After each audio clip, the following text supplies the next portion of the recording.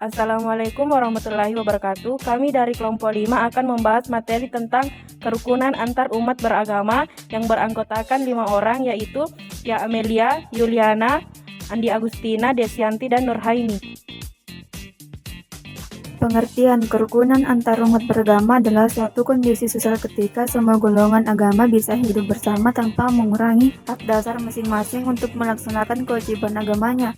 Kerukunan antar umat beragama itu sendiri juga bisa diartikan dengan toleransi antar umat beragama. Kerukunan antar umat beragama dapat diwujudkan dengan saling tanggung rasa, saling menghargai. Toleransi antar umat beragama tidak memaksakan seseorang untuk memeluk agama tertentu, melaksanakan ibadah sesuai agamanya, mematuhi peraturan keagamaan baik dalam agamanya maupun peraturan negara atau pemerintah. Istilah kerukunan umat beragama identik dengan istilah toleransi. Istilah toleransi menunjukkan pada arti saling memahami, saling mengerti, dan saling membuka diri dalam lingkap persaudaraan.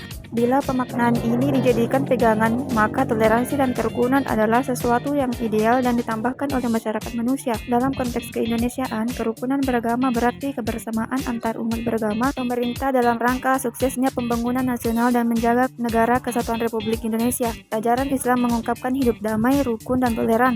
Kerukunan umat beragama adalah kondisi di mana antar umat beragama dapat saling menerima, saling menghormati keyakinan masing-masing, saling tolong-menolong, dan bekerja sama dan mencapai tujuan bersama. Dari kerukunan antar umat beragama. 1. Kerukunan antar sesama umat beragama. Meskipun penganut agama yang sama, adanya kerukunan antar sesama umat beragama penting agar tidak muncul konflik. 2. Kerukunan antar umat beragama. Kerukunan antar umat beragama merupakan hal yang paling penting untuk mencegah adanya konflik yang terjadi akibat perbedaan keyakinan. 3. Kerukunan antar umat beragama dan pemerintah. Pemerintah memegang peran yang penting dalam menjaga kedamaian negara. Untuk itulah kerukunan antar umat beragama dan pemerintah juga harus dijaga. Tujuan kerukunan hidup beragama. 1. Mengantisipasi dan minimalisasi terjadinya konflik yang mengatasnamakan agama. 2. Menciptakan perasaan damai dan aman dalam berkehidupan maupun dalam melaksanakan proses peribadatan di masyarakat. 3. Meningkatkan sikap toleransi antar umat beragama. 4. Mencegah timbulnya perasaan bahwa agama mayoritas harus dihormati. Pedoman yang digunakan untuk menjalin kerukunan antar umat beragama. Yang pertama, saling menghormati. Setiap umat beragama harus atau wajib memupuk, melestarikan, dan meningkatkan keyakinannya. Dengan mempertebal keyakinan, maka setiap umat beragama akan lebih saling menghormati, sehingga perasaan takut dan curiga semakin hari. Bersama dengan meningkatkan takwa, perasaan curiga dapat dihilangkan. Yang kedua, kebebasan beragama. Setiap manusia mempunyai kebebasan untuk menganut agama yang disukai serta situasi dan kondisi, memberikan kesempatan yang sama terhadap semua agama.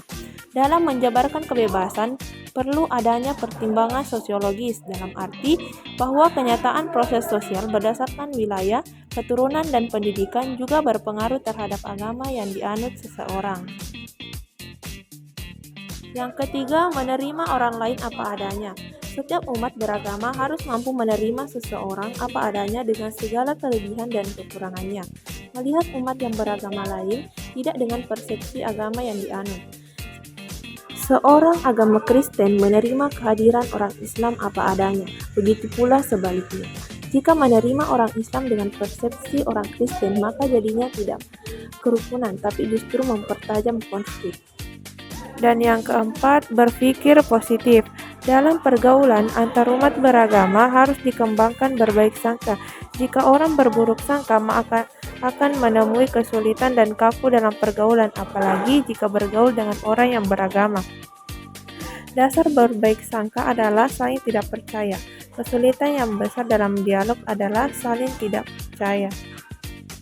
Selanjutnya, dalam menciptakan kerukunan antar umat beragama dapat dilakukan dengan cara-cara sebagai berikut. Yang pertama, saling tenggang rasa, menghargai, dan toleransi antar umat beragama.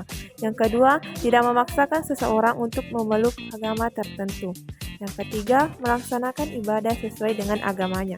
Dan yang keempat, mematuhi peraturan keagamaan baik dalam agamanya maupun peraturan negara atau pemerintah.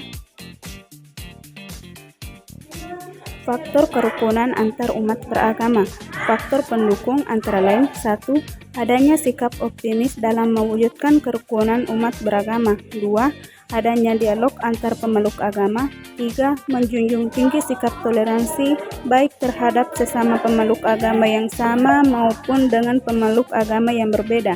4.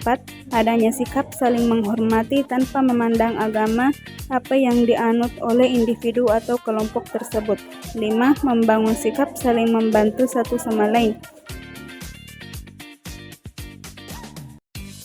Faktor penghambat antara lain timbul stereotipe etnis yang dibarengi dengan suasana persaingan yang tajam. 2. Adanya sikap toleransi terhadap rumah ibadah kelompok agama minoritas di tengah kelompok agama mayoritas. 3. Adanya sikap fanatisme terhadap agama sehingga muncul sikap toleransi. 4. Rendahnya sikap toleransi yang disebabkan oleh adanya rasa enggan untuk mendiskusikan hal-hal yang berkaitan dengan keimanan. 5. Adanya kepentingan politik. Itulah pemaparan materi dari kelompok kami. Lebih dan kurangnya mohon dimaafkan. Wassalamualaikum warahmatullahi wabarakatuh.